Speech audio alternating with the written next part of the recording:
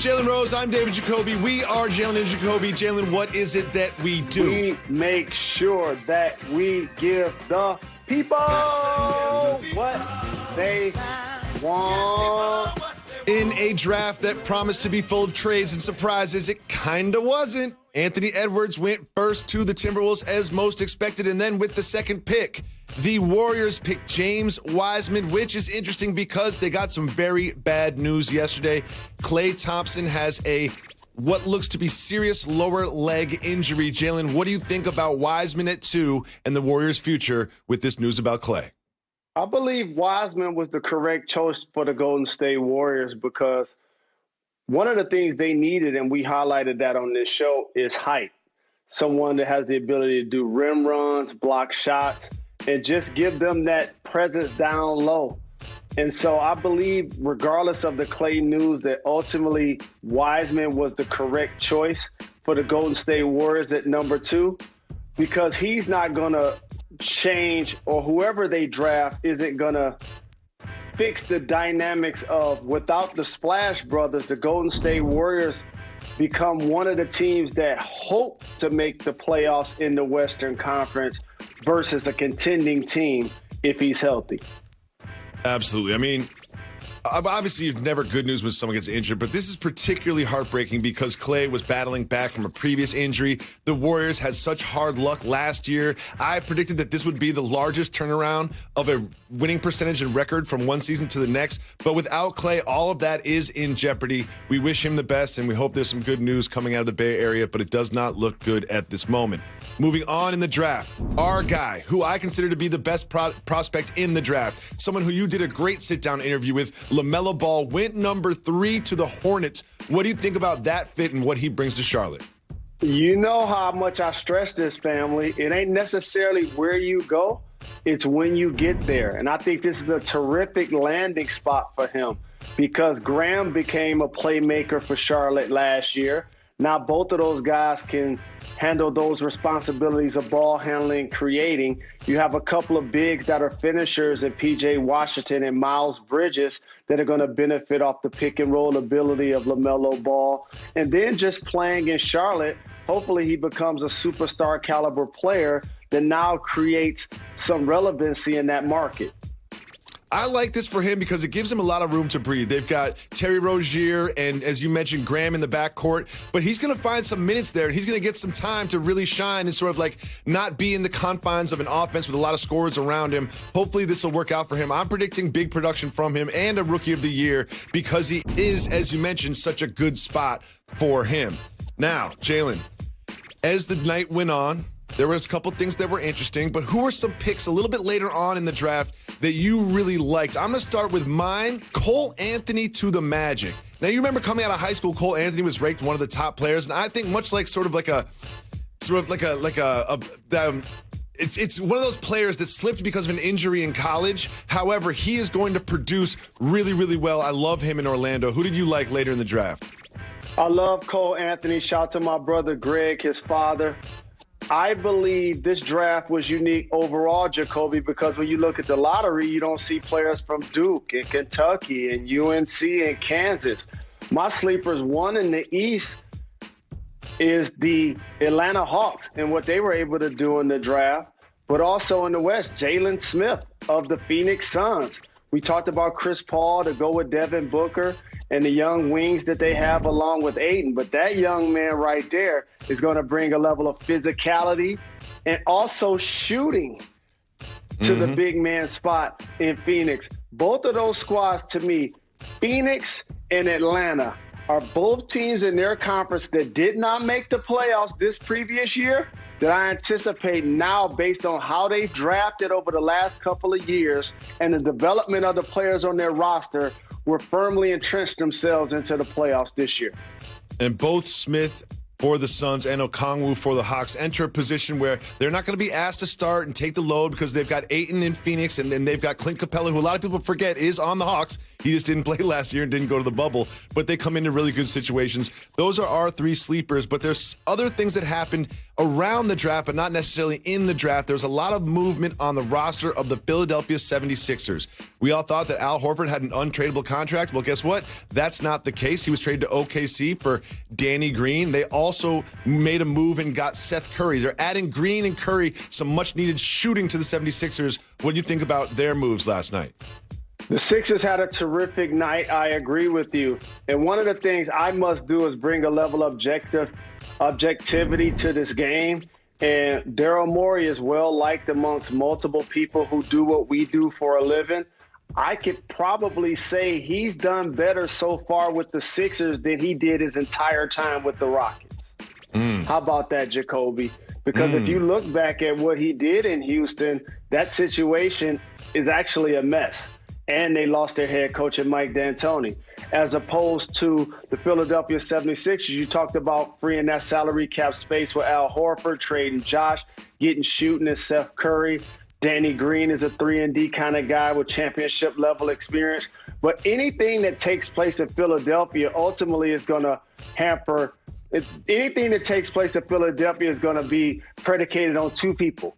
Is Ben Simmons going to be able to make shots outside of the paint? And is Joel Embiid going to be able to stay healthy? We know that he's going to miss games throughout the regular season, but the last 2 years, once they got to the playoffs, Embiid also missed playoff games. So that's going to be crucial. Those two guys are still going to be the anchor to what they're trying to do, but I think Tobias Harris is going to be a player that flourishes with Doc Rivers as the head coach.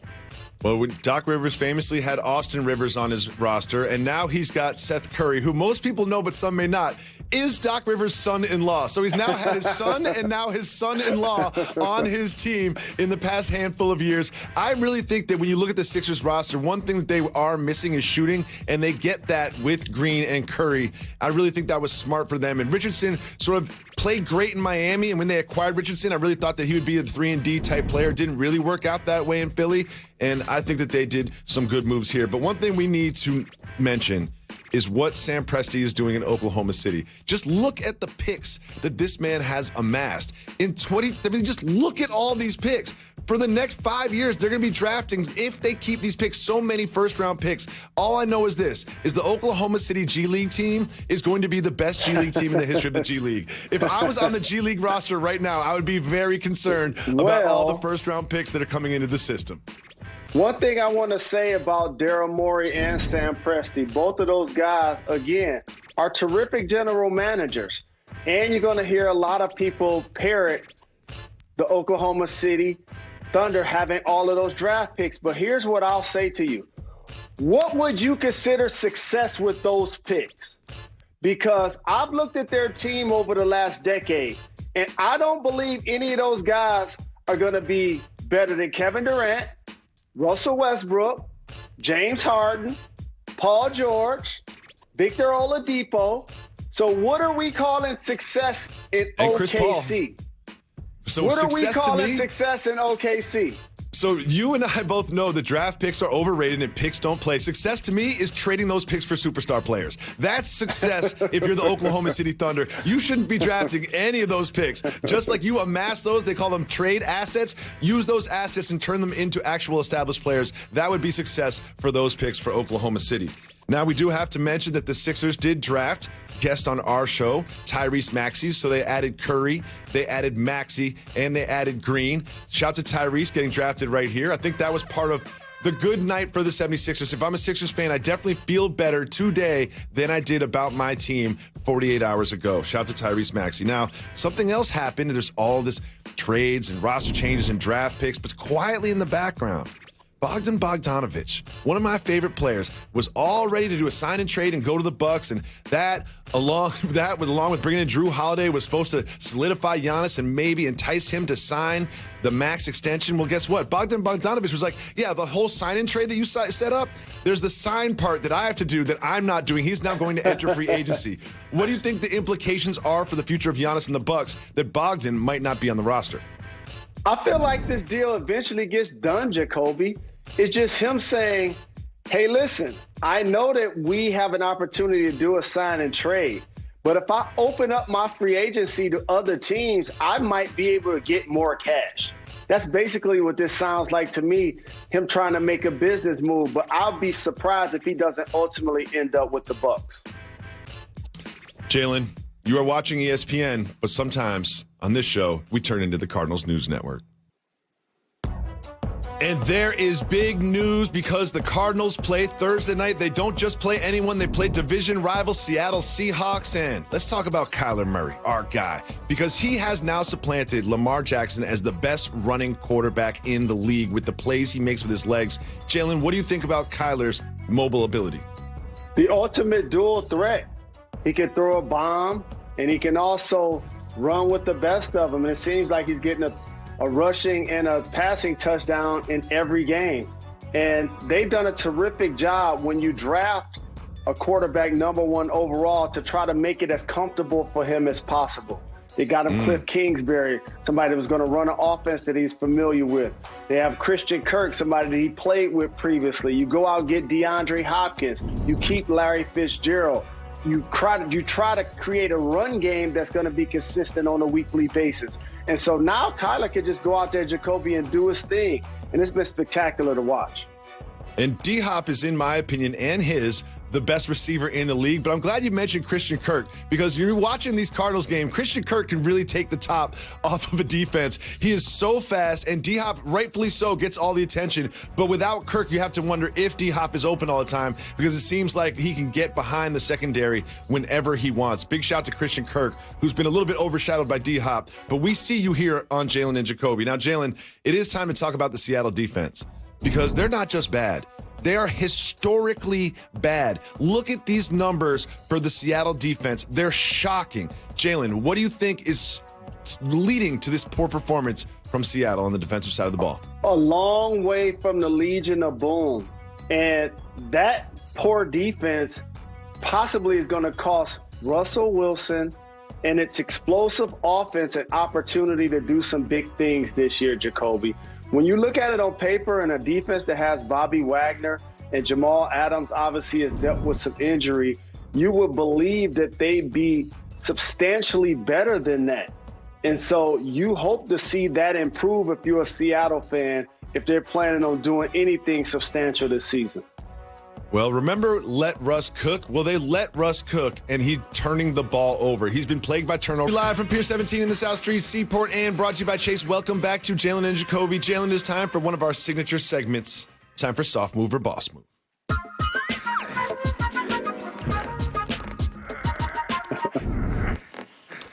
We start Soft Move or Boss Move with a reported skirmish between Joe Judge of the New York Giants and the offensive line coach Mark Colombo. Jalen, reportedly it came to blows, and they said it didn't come to blows, but we do know this. Colombo was fired after the fight. Firing your coworker after you got into a verbal or physical argument with them. Soft Move or Boss Move? It's literally a boss move, because when you're the head coach, the offensive line coach works for you. And the Giants have one of the worst offensive line one of the worst offensive lines in the NFL. So it seems like the head coach was challenging the line coach about how they were lackluster in their performance, and it allegedly became a physical altercation. But here's the thing I want to make sure I acknowledge. Jacoby, at what age are men too old to be fighting? Like, how old are these guys to be having a physical altercation, right? I feel like over 30. If you're over 30, you can't be getting in physical altercations. You're too old. If you're still young and dumb, you can have a crooked nose like myself at the end of it. Jalen, now we're going to move on to something that is just very shocking. You haven't gotten a haircut in like a month, which is really, really disturbing. And now Justin Herbert has gotten a haircut, but he let his strength and conditioning coach cut his hair. Soft move or boss move, letting your colleague cut your hair? That's a soft move. You got to be really particular, Justin. Come on, young fella. I know you have that youthful enthusiasm and you know it's going to grow back, but that grass on the left looks a lot better than that grass on the right. So I would suggest that if you need some tips in Cali for a barber, holla at your boy. Jalen has a barber in every major metropolis in the domestic United States. Jalen, you going to show people what you're working with under that hat? You going to give them a reveal? Going to give us a reveal? No, it's just bad hair day. It's tough. It's tough. Moving on, R.J. Hampton was drafted technically by the Bucks, but he was then moved eventually to the Nuggets. Apparently his dad knew that, took the Bucks hat, and then just tossed it. So you don't need that. Throwing the hat after the team drafts you, soft move or boss move? That's a boss move because R.J. Hampton went through a lot, Jacoby. He went international to hone his skills. I'm pretty sure initially he hoped that he'd go higher. Once he got picked, Dad wasn't playing those games. We're going to get the right hat in here. We're going to show love to the team that stepped up and drafted us. We ain't showing love to the teams that didn't pick us. We're going to ride with the team that drafted us. I love it. And also, we had this family photo during the draft. It was Malachi Flynn's family photo. Jalen, soft move or boss move, the outfits in the family photo? So here's what I want to say to everyone that sees this picture. First off, they have a beautiful family. That picture's a boss move. And I will say this. On this program, we retired what a lot of people call the shirts that the gentlemen are wearing. So if you're somebody on social media or does this for a living or just follows reality, the term that's used to describe that undershirt is outdated. It's archaic. It's retired. Do not use it. It's a terrific family photo. And finally, we have this. George Clooney once gave every one of his 14 friends $1 million in cash. Soft move or boss move, giving 14 people $1 million. So this is a boss move, and it just reminds me that I got the wrong friends. I got the wrong friends. Because it seems like when I look down at my phone, everybody trying to get money from me. Not too many people are trying to give me money. Boss move. I won't even buy Jalen a beer, let alone give him $1 million. Please. I asked Jalen for his Venmo one time. He's like, I don't have one. People are just going to hit me up on it. When we come back, not only do we have the Cardinals facing the Seahawks tonight, we have Gucci versus Jeezy. We're getting you ready for that right after this. Stay tuned, Jay. Welcome back to Jalen and Jacoby. Jalen, there's a lot of discussion about the draft and this team did this and this team did that. What is one team that no one's talking about that you think did a great job yesterday improving their team? You know I like to go deeper into the box score. And shout to the Miami Heat. I love their draft of Precious. He's going to be a terrific front court player for them. But I want to give love to the Atlanta Hawks. You have Trae Young. You have Cam Reddish. You have DeAndre Hunter, Clint Capella, and you get a chance to draft Okonwu from USC. He has all of the measurables of Bam Adebayo. So now all of a sudden the Atlanta Hawks, in my opinion, go from being a team that was not in the playoffs to one of the best and most exciting young teams in the Eastern Conference.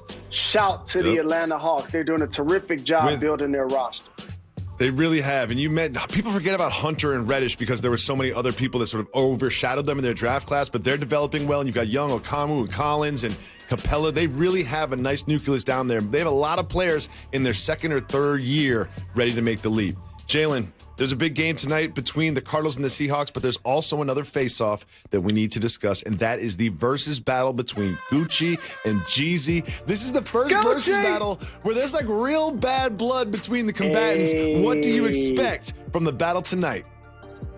Well, just so you know, I'm so very excited for hip-hop. Shout to Swiss Beats and Timbaland for getting these two gentlemen in the same room at the same time to celebrate both of their catalogs. I'm friends with Jeezy. Gucci's a friend to the show.